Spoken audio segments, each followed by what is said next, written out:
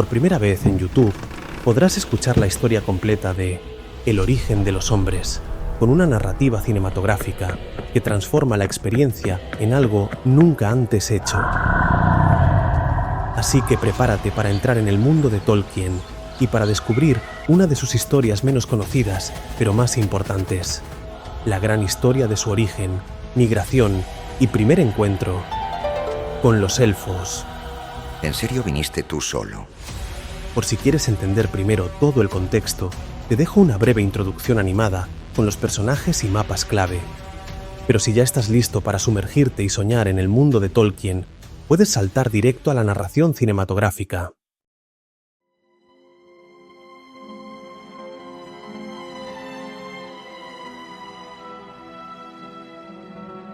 Estamos en el año 401 de la Primera Edad.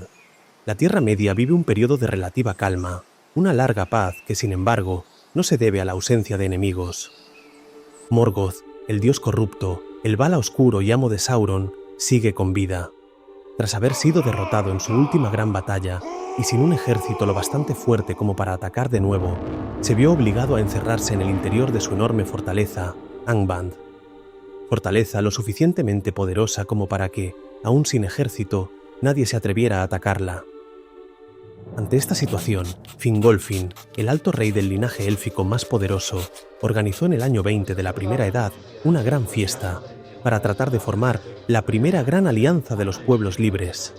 Su propósito era claro: cercar a Morgoth y mantenerlo contenido dentro de Angband, rodeando todos sus flancos. Si no podían vencerlo, al menos se asegurarían de que jamás se atreviera a salir, porque si lo intentaba, sería brutalmente atacado. Durante todos esos años, reinos, fortalezas y asentamientos élficos fueron levantados alrededor de Angband, incluyendo 2 reinos secretos que servirían como última defensa: Gondolin y Nargothrond, así como la primera Minas Tirith, el bastión que vigila uno de los 2 pasos clave entre las montañas.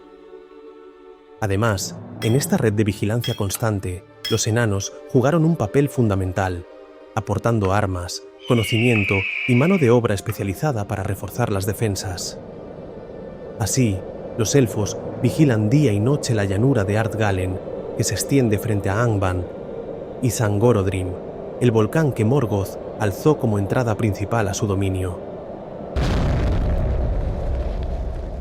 Pero Morgoth es orgulloso y durante estos 400 años de encierro ha estado planificando diferentes maneras de contrarrestar su fuerza contra los elfos, lanzando pequeñas partidas de orcos que atacaban las diferentes líneas de defensa, o incluso creando en el interior de su fortaleza al primer dragón del mundo, que se escapó y provocó el terror en el año 260.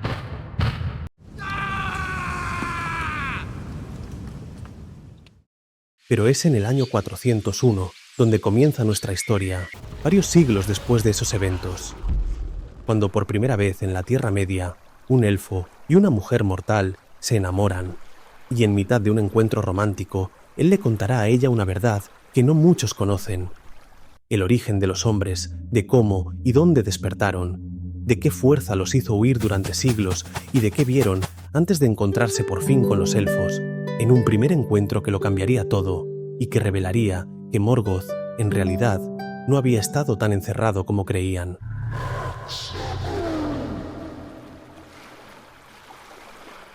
¿Me lo contarías de nuevo? Es un poco tarde. ¿Es que nunca te cansas? Solo de escucharte cuando te pones gruñón. Por favor. Ah, ¿entonces quieres que te cuente la historia en la que os confundimos con Ents de poco tamaño? No, tonto. No te hagas el distraído. Sabes de sobra qué historia quiero. Venga, por favor. El agua de Tarn Elwyn reposaba inmóvil bajo la luz clara del atardecer, y ni una brisa perturbaba su superficie mientras reflejaba el cielo como una hoja de plata azul. Alrededor del lago, los brezales silvestres se extendían en ondulaciones suaves, manchados aquí y allá por flores pequeñas, de color violeta pálido. En medio de aquel idílico paisaje se encontraban sentados junto a la orilla Andreth y Aegnor. Ella era humana. Su cabello, largo y oscuro como aquel mismo brezo húmedo tras la lluvia, caía en ondas libres sobre su espalda. Vestía con sencillez, una túnica de lana clara, ceñida a la cintura por un cinturón de cuero suave y una capa más oscura que le cubría hasta los tobillos. No había joyas ni adornos, solo la naturalidad de quien está donde quiere estar.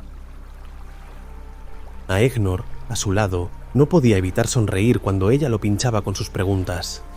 Le gustaba provocarle, molestarle con comparaciones absurdas, solo para verle responder con falsa indignación o, como ahora, lanzarle un pequeño tallo que había estado retorciendo entre los dedos.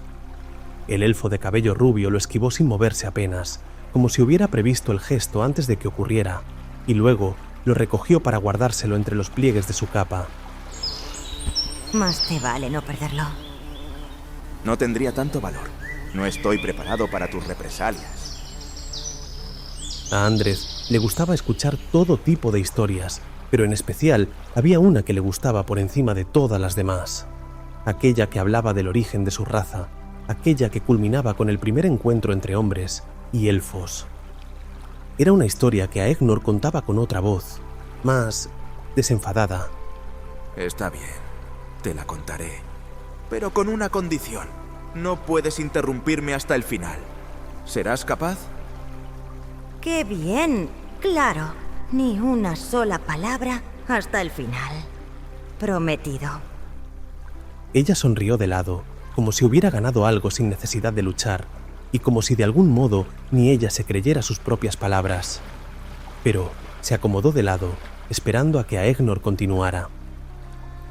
Fue al final del invierno, hace 91 años. 50 años después de que el primer dragón apareciera. Todos sabíamos que vosotros acabaríais llegando al mundo, pues así estaba profetizado desde el principio de la creación. Pero nunca imaginamos que lo haríais en mitad de esta guerra. Mi hermano, Finrod, había ido a visitar a nuestro primo Caranthir.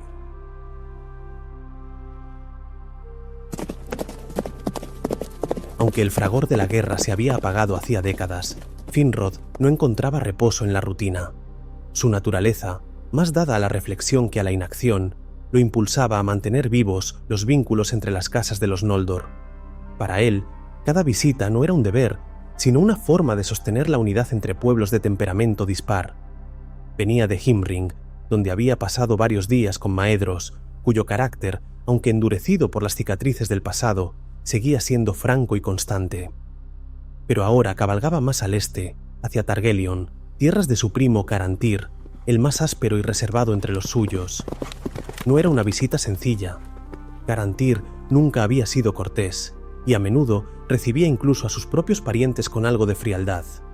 Sin embargo, Finrod, con su paciencia proverbial, sabía que incluso los muros más antiguos podían agrietarse con el tiempo correcto. Aún a pesar de esto, era cierto que aquel viaje tenía un doble propósito. Desde hacía meses se hablaba de luces lejanas vistas desde las colinas más orientales, señales demasiado vagas para enviar un destacamento, pero lo bastante persistentes como para incomodar a quienes las observaban noche tras noche. Ningún elfo las había investigado aún, pues no parecían una amenaza inmediata. Pero Finrod sabía que en las épocas de calma, lo imperceptible podía volverse decisivo. Caranthir no estaba en su fortaleza cuando Finrod llegó, no dejó aviso ni mensaje, tan solo ausencia, así que, sin más que hacer allí, decidió continuar con la segunda tarea. Cruzó Targelion hacia los márgenes más imprecisos del mundo conocido, con la idea de echar un vistazo por sí mismo a aquellas señales orientales. Tal vez solo fueran reflejos en la niebla, o quizá orcos desperdigados, rezagados, ocultos en lo salvaje. Pero al llegar al río Ascar, cuando el sol empezaba a tocar el horizonte y el agua reflejaba un oro difuso y pálido, Finrod encontró respuestas mucho antes de lo que habría imaginado, y lo que encontró detuvo su marcha.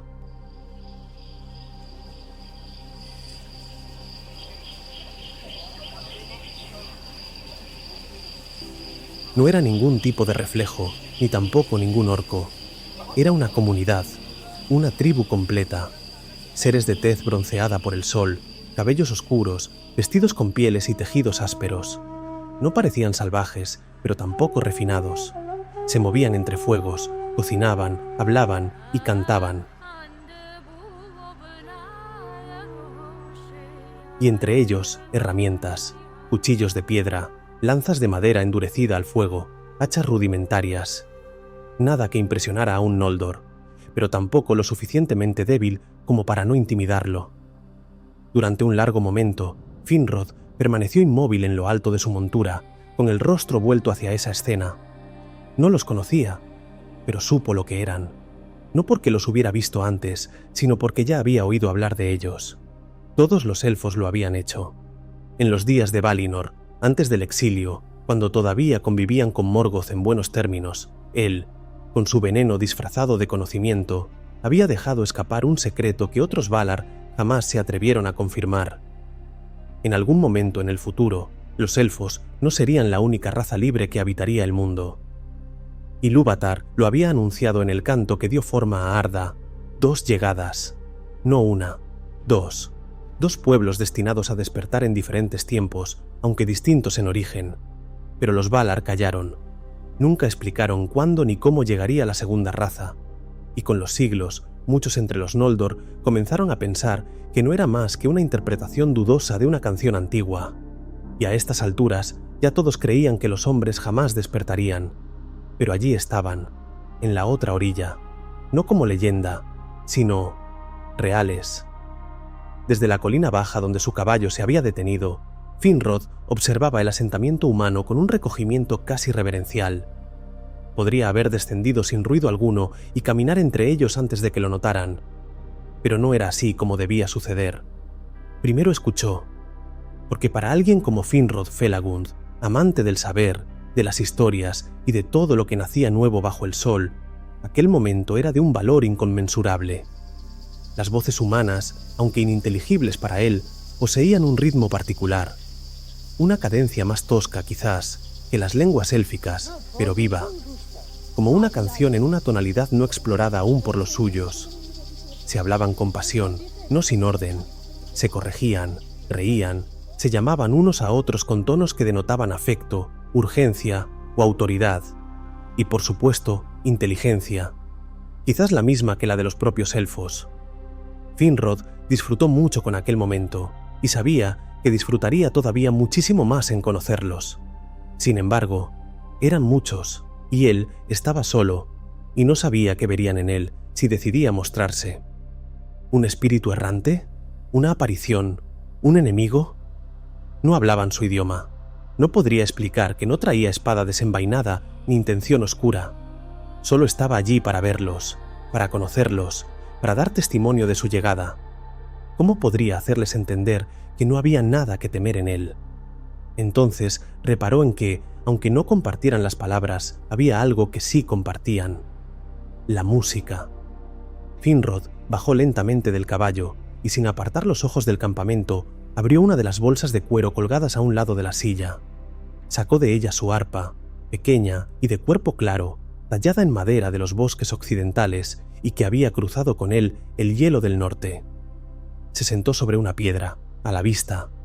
No se ocultó, pero tampoco avanzó aún.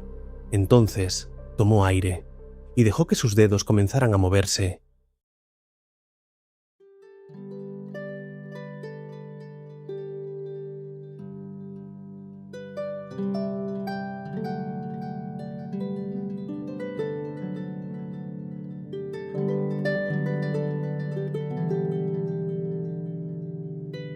No eligió una canción de poder, ni una marcha antigua de los Noldor. Eligió un canto sencillo, casi infantil, un arpegio lento, repetido como el flujo del agua sobre la roca. Una melodía que nacía no de los salones élficos, sino de su corazón. Las primeras notas se alzaron sobre el aire dorado del crepúsculo. No eran fuertes, ni buscaban imponerse. Eran como un saludo sin palabras, un gesto desde lejos. Y las conversaciones comenzaron a cesar. Las miradas se volvieron hacia el sonido. No todos lo vieron a la vez, pero cuando lo hicieron, no hubo gritos ni carreras, solo sorpresa, murmullos y una larga pausa. Pero lo más importante, nadie sacó armas. Un niño dio un paso al frente, otro se asomó desde una tienda. Una mujer dejó el cuenco que estaba tallando y caminó lentamente, con el ceño fruncido, hacia la colina baja donde el extranjero tocaba. Y Finrod, sin moverse, sin pronunciar aún una sola palabra, siguió tocando. Sabía que era así como empezaban los grandes cambios, incluso así como había empezado el mundo, con una nota. Y allí, a orillas del río, los primeros y los segundos nacidos se vieron por primera vez. No con miedo, no con odio, sino con música, y todo lo que vino después fue una sucesión de actos simples que, sin embargo, marcarían la historia de ambos pueblos.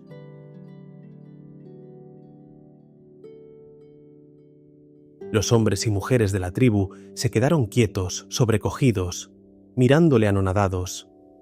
Finrod no lo supo entonces, ni en los días que siguieron, pero en sus corazones no hubo miedo ni sospecha. Nunca lo vieron como una amenaza, ni como un extraño, sino como todo lo contrario, como aquello que habían esperado durante generaciones. Muchos de ellos, hijos de largas caminatas, venían arrastrando leyendas antiguas, palabras que hablaban de dioses lejanos al oeste, dioses que algún día acudirían en su ayuda.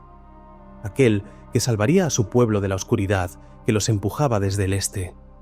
Y cuando lo vieron, solo, inmóvil sobre la piedra, con su arpa y su luz serena, creyeron que era uno de ellos, un dios perdido, enviado de los cielos.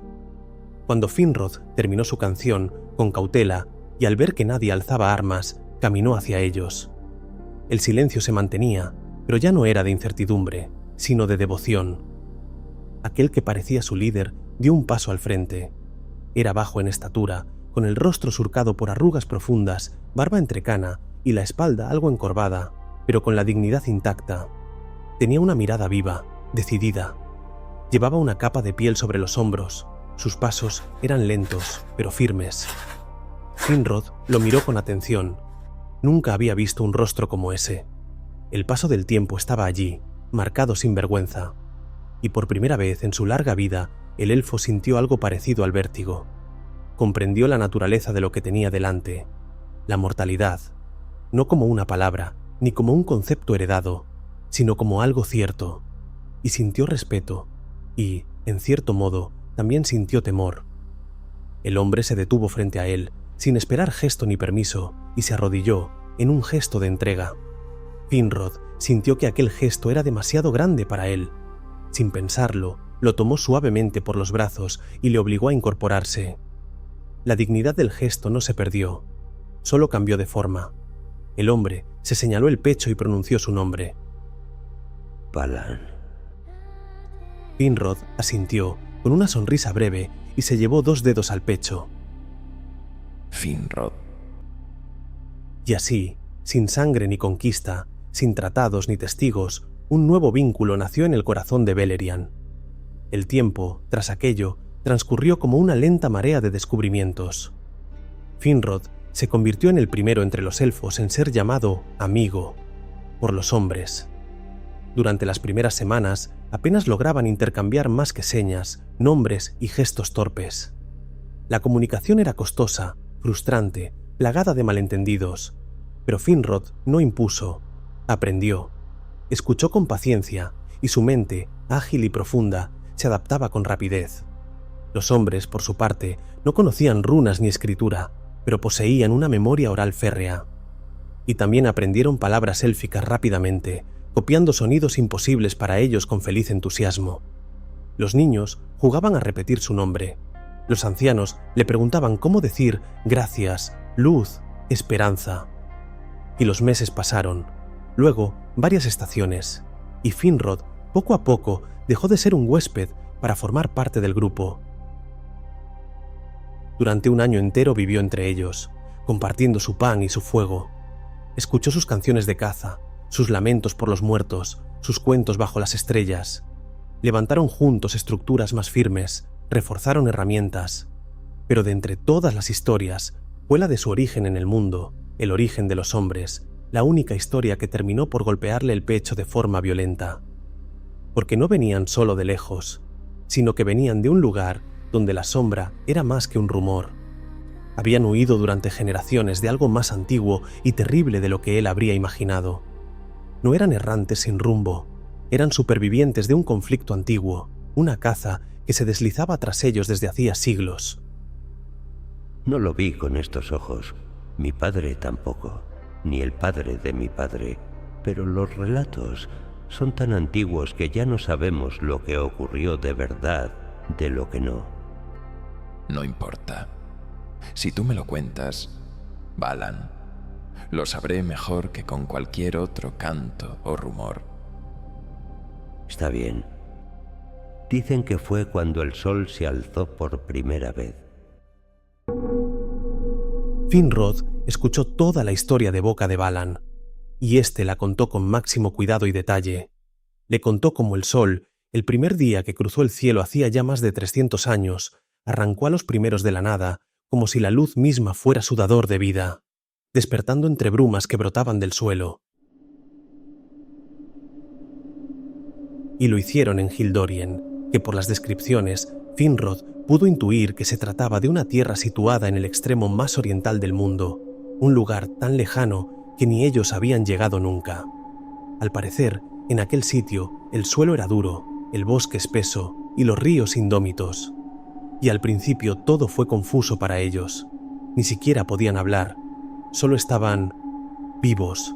Solo la conciencia de estar despiertos, juntos, desnudos de historia. El mundo era nuevo para ellos y muchas cosas les fueron difíciles de aprender, pero los primeros días ningún guía los enseñó, ni ninguna voz los recibió, así que hicieron lo único que podían, caminar, por pura necesidad, y anduvieron sin dirección durante días, meses, quizás años.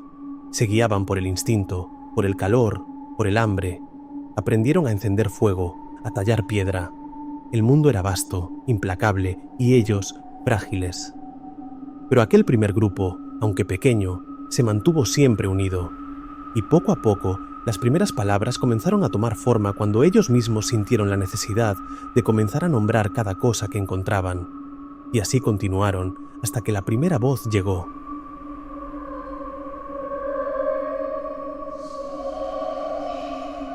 Una voz inmensa, no una voz como la de los hombres, sino una mucho más elevada, más profunda, reverente. Al principio, solo aparecía en sueños, en susurros que no venían del exterior, sino desde dentro. La sentían en el pecho, en los huesos, pero era dulce, muy dulce. Y les hablaba en su lengua, pues todos la entendían, y les decía que era su padre, que ellos eran sus hijos, que la tierra entera era un regalo entregado para ellos y que podían contar con su ayuda cada vez que la necesitaran. Les decía que todo lo que veían, lo que pisaban y respiraban les había sido dado, que el fuego, el agua, los frutos y los animales estaban allí para ellos y por ellos, pero estos, sin embargo, se sentían perdidos. El mundo les era demasiado desconocido y el hambre no entendía de promesas sagradas. Muchos de los suyos no sabían qué creer. La voz prometía guía, pero no daba rápida dirección. Hablaba de paciencia, de descubrimiento lento, de tiempo, pero ellos vivían con urgencia. Las noches eran frías y el alimento pocas veces sobraba. Todos querían más, querían respuestas. Querían saber por qué el fuego dolía, por qué el agua saciaba, por qué la carne era tan difícil de atrapar y por qué sus cuerpos eran tan dados a magullarse. Querían aprender cómo hacer casas más firmes, conseguir comida más sabrosa. Pero la voz no les dio lo que pedían. Seguía hablándoles de sabiduría que llegaría a su debido tiempo. Les pedía que caminaran con fe, que observaran, que agradecieran, pero sobre todo les pedía que esperaran. Y su impaciencia fue creciendo. Se volvían hacia el cielo y no entendían el propósito de su existencia. Se preguntaban, ¿por qué todo nos es tan difícil si somos los hijos de aquel que dice habernos dado todo? El mundo parecía lleno de promesas rotas, y el sentimiento se mantuvo, intacto, durante mucho más tiempo, quizás demasiado. Tanto tiempo pasó que cuando uno de los suyos, un joven sabio y valiente según se cuenta, clamó por una señal más clara, y otra voz fue la que respondió, diferente a la primera, todos estaban dispuestos a escucharla con atención. Y esta voz no prometía que todo llegaría con el tiempo. No pedía paciencia, No hablaba de observar ni de agradecer. Hablaba de resultados, de poder inmediato, de control. Les dijo que él podía darles lo que pedían, y no les exigió nada a cambio. Los hombres dudaron.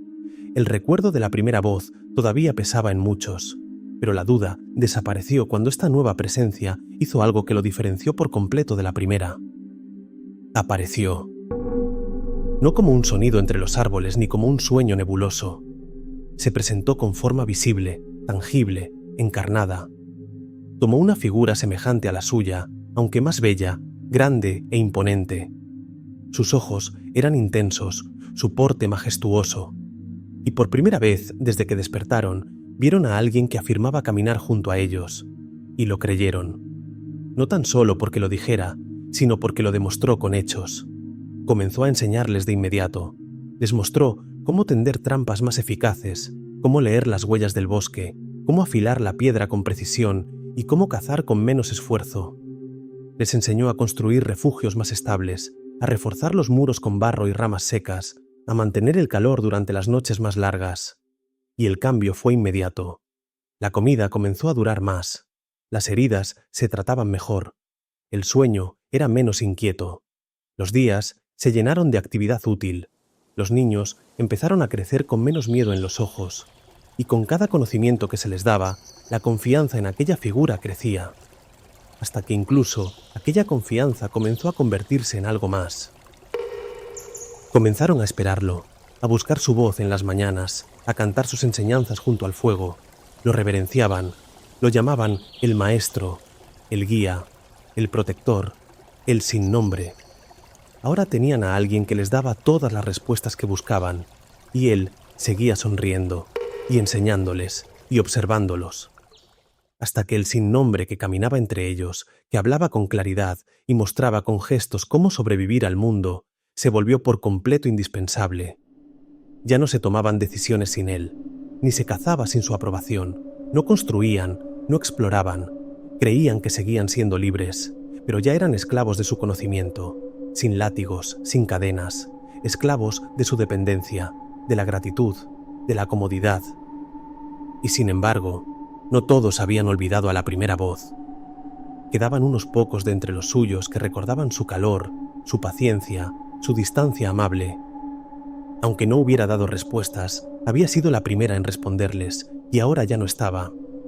Fue la primera en acompañarlos cuando el mundo era aún totalmente desconocido, y ahora quizás se sentía abandonada por sus propios hijos. Y cuando el sin nombre supo que aún hablaban de aquella voz, se desató por primera vez su furia. Dejó las palabras suaves y gritó.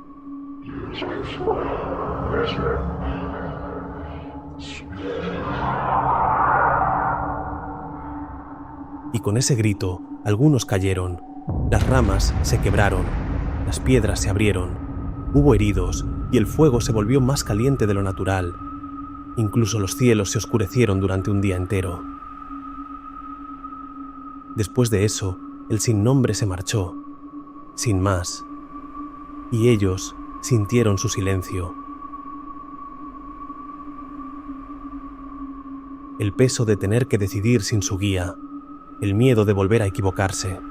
Se encontraron otra vez como al principio, pero ahora sabiendo lo que habían perdido, y el deseo de recuperarlo volvió con una fuerza mucho más desesperada.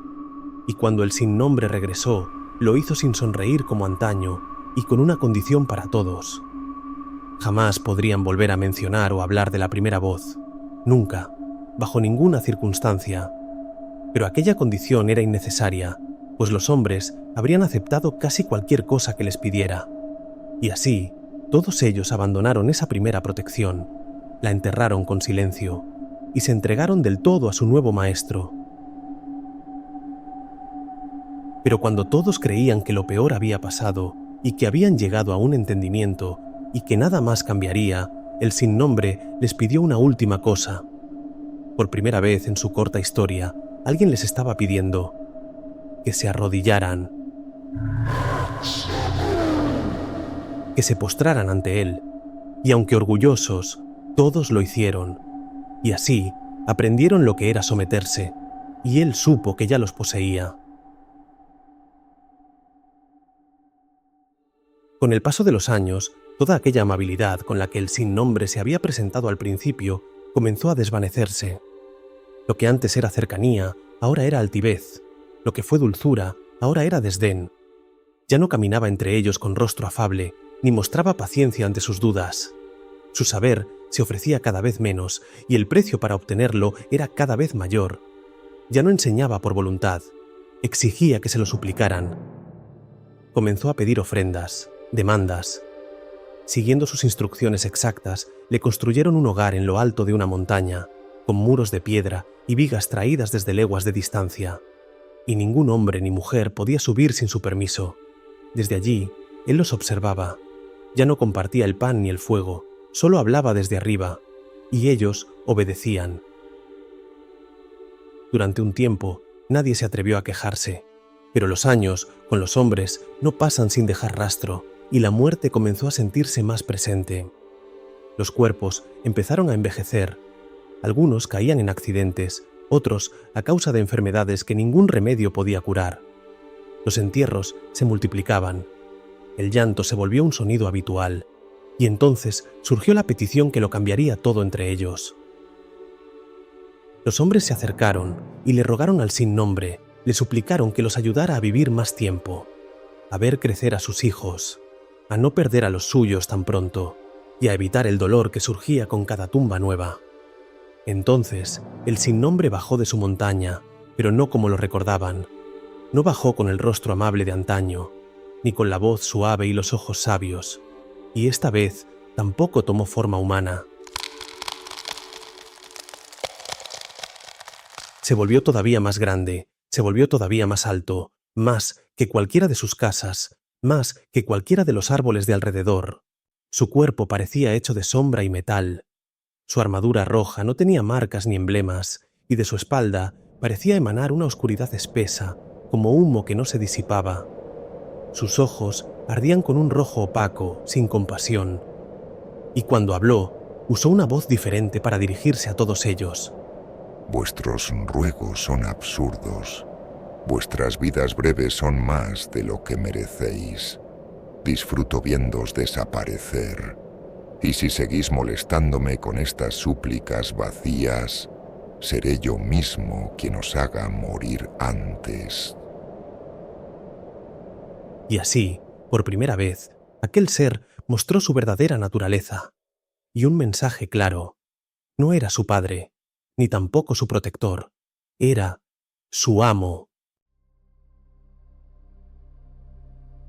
Así, lo poco de afecto que aún pudiera quedar entre algunos hacia el sin nombre se marchitó.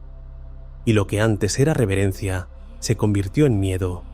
Y con el miedo vino el fin de lo poco bueno que les quedaba. La unión. Su amo ya no hablaba para todos, tan solo lo hacía ya para unos pocos.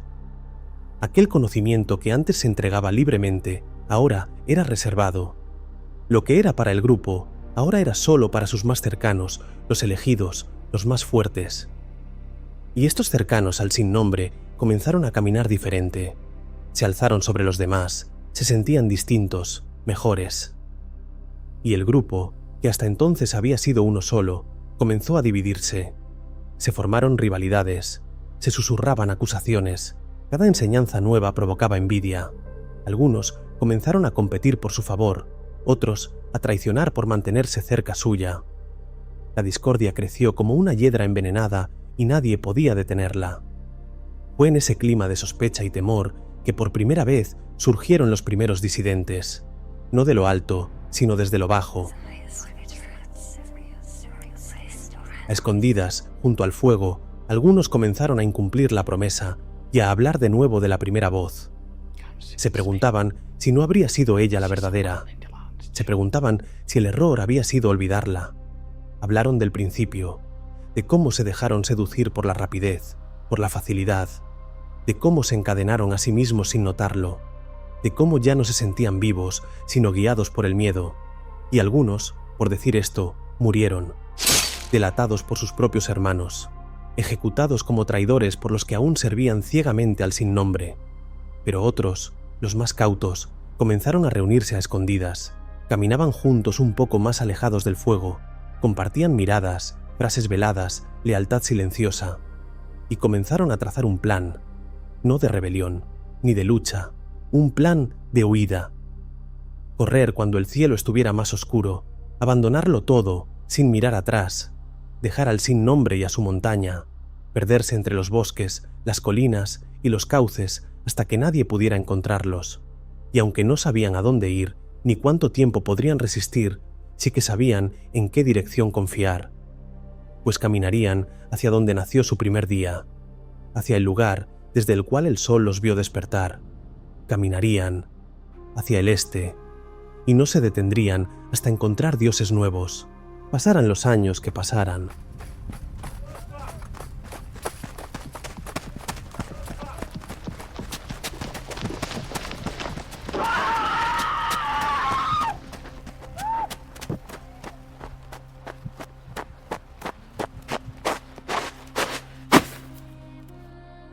Aquella revelación dejó a Finrod con una sensación difícil de apartar, como si toda su historia y la historia del mundo hubiera contenido una pieza faltante que al fin encajaba y que lo cambiaba todo. Pero, entonces, ¿cuánto tiempo lleváis caminando? Bueno, supongo que solo puedo decirte que cuando nací, la fuga ya había comenzado, y mi grupo, como tantos otros, ya llevaba mucho tiempo huyendo. ¿Puedo preguntarte cuántos inviernos has vivido? Amigo, he vivido 90 inviernos. Tengo 90 años, aunque a veces se sienten como si fuesen el doble. Increíble. Entonces, dices que hay otras familias, otros clanes además del vuestro. Eso es. Al principio todos partimos juntos, pero cuando comenzó la persecución tuvimos que separarnos en muchos grupos. Cuantos más, mejor. Más difícil sería dar con todos nosotros. ¿Os persiguieron mucho? ¿El sin nombre, como vosotros lo llamáis? En realidad no. Fue mucho peor. Fuimos perseguidos por los nuestros, los que aún les servían con devoción. Vaya, lamento oírlo. Aquí, en Beleriand, jamás os habíamos visto. Sois los primeros. ¿No sabéis nada más sobre los demás? No, nada. Pero si dices que nosotros hemos sido los primeros en llegar a estas tierras, imagino que no quedarán muchos, quizás nadie. Los días que siguieron no fueron fáciles para los hombres. Finrod, con la paciencia de quien había escuchado durante largo tiempo, comenzó a enlazar nombres que para ellos no existían. Ató hilos dispersos, recogió fragmentos y leyendas, y les dio un significado que nunca habían oído, pero que parecía haber estado siempre en sus vidas sin que lo supieran. La primera voz, la que ellos recordaban con reverencia y lamento, no había sido un sueño. Debía tratarse del Creador, el único, aquel que todo lo hizo, aquel que en su lengua se llamaba Eru Ilúvatar. Aquello les conmovió, nada más lo supieron. Sin embargo, cuando Finrod dio un posible nombre a la segunda voz, el sentimiento fue mucho peor, pues Finrod conocía bien quién podía ser, aunque en Beleriand nadie le conocía por el sin nombre, y aunque muchos nombres había tenido, ahora todos le llamaban Morgoth. Finrod les explicó que en sus tierras ese ser era una amenaza viva, que no solo les había hecho daño a ellos, sino al mundo entero, que durante siglos los Noldor habían combatido contra sus huestes, que incluso ahora mismo estaba sitiado en el norte, encerrado en su oscura fortaleza. El fuego crepitaba bajo la noche cerrada y los hombres lo observaban, sin entender del todo el alcance de lo que acababan de oír. Durante años creímos que Morgoth estaba atrapado, rodeado, encerrado en su trono de hierro en el norte. Y quizás sí lo está ahora, pero por lo que habéis contado, no debió ser así los primeros años. Antes de que lo cercáramos por completo, debió escapar sin que lo notáramos y viajar hasta donde estabais. Tal vez os vio como una nueva oportunidad para luchar contra nosotros. Pero cuando tantos de los vuestros escaparon, cuando tantos le disteis la espalda y comprendió que no erais suficientes, regresó. Y fue entonces cuando debió comenzar a crear al dragón. Balan escuchó todo cuanto Finrod tenía que decir, y este a su vez comprendió del todo la historia de su raza y su profunda herida, e incluso los peligros que suponía dejarlos allí sin protección. Fue entonces cuando tomó una decisión. El elfo se los llevaría lejos de allí. Dejaría de vivir entre ellos para sacarlos de los límites con Beleriand. Los sacaría de aquellas tierras donde el recuerdo del sin nombre aún les pesaba demasiado. Se irían con él, hacia el oeste, allí donde los suyos podrían protegerlos. Y guió personalmente a la tribu a través de valles, colinas y bosques, siempre con paso firme, y no pararon hasta alcanzar las tierras abiertas del sur de Estolad, donde los elfos vivían y caminaban en libertad. Allí, al abrigo de su cuidado, los instaló con seguridad. Les dio cobijo y permaneció a su lado un tiempo más. Pero aunque le apenara, no podía quedarse con ellos para siempre. La realidad era que Finrod reinaba en Nargothrond, un reino oculto en el sur. Allí era rey, y allí debía volver, pues demasiado tiempo ausente había estado ya. Sin embargo, la amistad que había nacido entre ellos no se extinguió, ni con la distancia, ni con el tiempo. En concreto, la amistad entre él y Balan se mantuvo hasta el último aliento del anciano, aunque éste solo viviría 4 años más desde su primer encuentro. Balan nunca quiso separarse de Finrod, e incluso pidió algo que sorprendió a todo su pueblo. Quería cambiar su nombre. En la lengua de su pueblo, la palabra Beor significaba vasallo, y si había de morir siéndolo, quería serlo con dignidad, entregando su lealtad no a la oscuridad que los había esclavizado en el pasado, sino al corazón que los había salvado. Y así quería ser recordado Balan, con el nombre de Beor, pues sería un vasallo, sí, pero no el de un señor oscuro como sus antepasados, sino que sería el vasallo de Finrod, y desde ese día su linaje sería conocido para siempre como la Casa de Beor. Algunos otros misterios, con el paso de los años, fueron también resueltos. En los 5 años siguientes, otros 2 pueblos de hombres cruzaron las fronteras orientales de Beleriand. Llegaron desde el norte, deshechos por el viaje, pero vivos. La esperanza renació entre los elfos. Aquellos que temían que los demás hubieran perecido, comenzaron a creer que más clanes, quizás muchos más, seguirían sus pasos, y a todos ellos se les ofreció acogida. 40 años más tarde, Angrod y Aegnor, por cercanía con su hermano Finrod y por admiración sincera hacia los hombres de Beor, decidieron enviar una invitación. Les ofrecieron tierras en las altas regiones de Dorthonion, junto a los pinos que velaban la frontera con el norte. Querían que vivieran allí, como aliados, como vecinos, con ellos. No era una simple cortesía. Ambos príncipes habían visto con sus propios ojos la firmeza de sus manos, su disciplina, su disposición a morir por lo que amaban, y confiaban en ellos. La casa de Beor aceptó de buen agrado, no por tierras ni por privilegios, sino porque aún ardía en ellos el odio a Morgoth, y deseaban estar en la primera línea de defensa si la sombra atacaba de nuevo. Así, Dorthonion se convirtió finalmente en su hogar. Y fin de la historia. No. Todavía falta lo más importante. Sí, tienes razón. Me había olvidado. 11 años después de que la casa de tu abuelo llegara a estas tierras, nacería la mujer más impertinente, testaruda y deslenguada de toda su estirpe. Pero también la que mejor te cae. ¿A que sí? El silencio que siguió no fue incómodo, sino expectante. Sentados junto al lago, ambos mirándose, avergonzados, como si esperaran que las palabras no dichas terminaran de decirse por sí solas. Andred estaba cerca, más de lo que sería necesario para conversar, pero no tanto como para tocarse. Había entre ellos una cercanía medida, cuidada, que no revelaba todo lo que sus corazones callaban. Y entonces, a lo lejos, se oyó una voz conocida. ¡Aegnor! Vaya, parece que lo hemos invocado. Andred giró la cabeza y vio a Finrod, el protagonista de la historia que acababa de escuchar, erguido a la distancia entre los brezales, saludando con un gesto leve. Aegnor se puso de pie sin prisa y se alejó con paso sereno hacia su hermano. Andreth los vio hablar. No escuchaba qué decían, pero los gestos eran tranquilos, pausados, como dos elfos que han compartido siglos de historia y no necesitan decir mucho para entenderse. Sin embargo, el momento se había roto, y eso la apenaba. Además, aunque seguía sin saber el motivo de la conversación, desde la distancia, Andreth vio cómo Aegnor cambiaba su temple.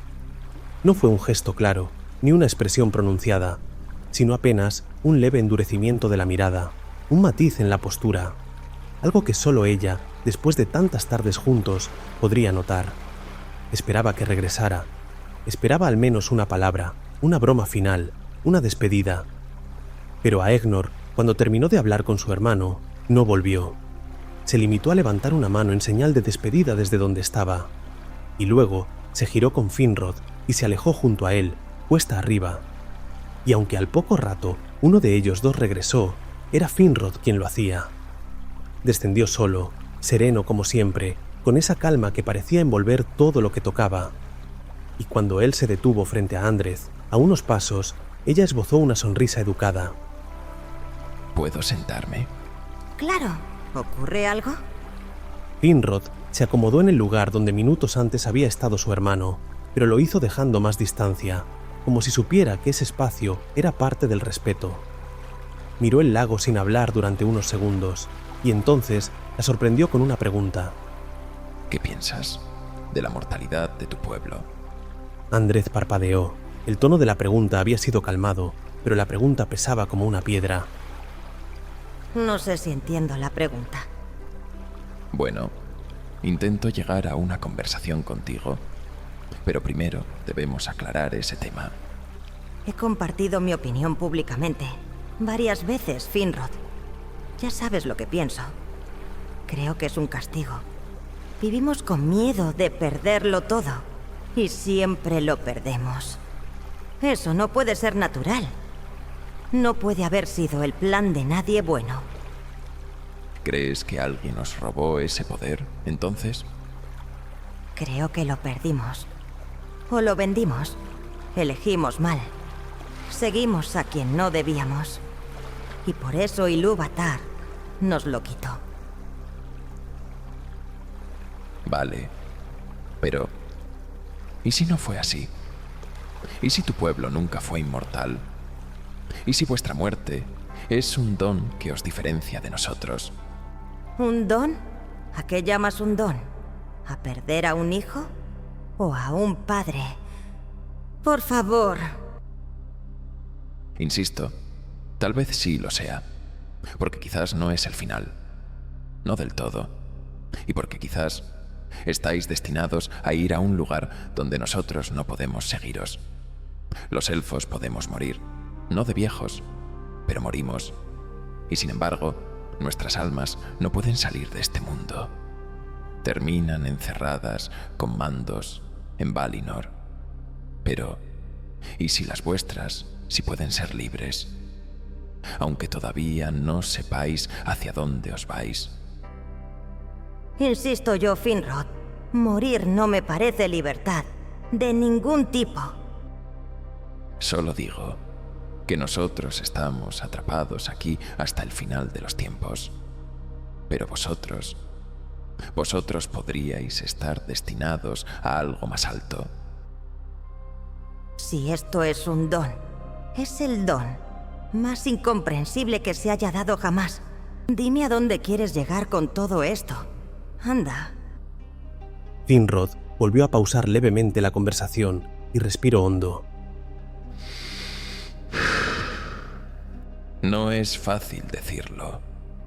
Y créeme, no lo digo sin pensarlo. Pero me pregunto si esa visión tan amarga que tienes sobre la muerte de tu pueblo no está ligada a lo que sientes por mi hermano. Esa afirmación provocó que Andreth se ruborizara, aunque también que se molestara. Eso no tiene nada que ver.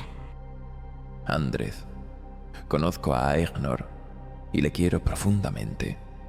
A ti también te aprecio, pero llevo años viendo ese juego entre vosotros, y nunca me ha importado que pudiera suceder algo entre vosotros dos, todo lo contrario. Pero ahora creo que os está haciendo más daño que bien. ¿Crees que yo lo elegí? Llevo más de 20 años esperándole, esperando que dé un paso. Y cada vez que soy yo la que se acerca, él retrocede, por culpa de esta maldita guerra. Lo sé, y en parte, quizás, pero eso no significa que no te ame, ni que ese sea el único motivo. Entonces, ¿qué pasa? ¿Por qué? Porque sabe que te perderá, y tú le repites una y otra vez que no crees que haya nada después de la muerte. Andrés, ¿no ves cómo eso le rompe? Él te puede amar, pero jamás podrá amar algo que cree que desaparecerá del todo y para siempre. ¿Y qué quieres que haga? No soy capaz de mentirle. No, pero al menos reflexiona sobre esto para quizás tomar una decisión. Él no teme la muerte, nunca la ha temido. Solo teme vivir en un tiempo en el que nada de ti exista. Ama con un alma eterna, pero tú le das un amor con fecha. Andrés tenía cerca de 40 años cuando tuvo esta conversación con Finrod, y aunque aún conservaba la luz firme en los ojos, el tiempo ya empezaba a dejar su huella en las comisuras de su rostro.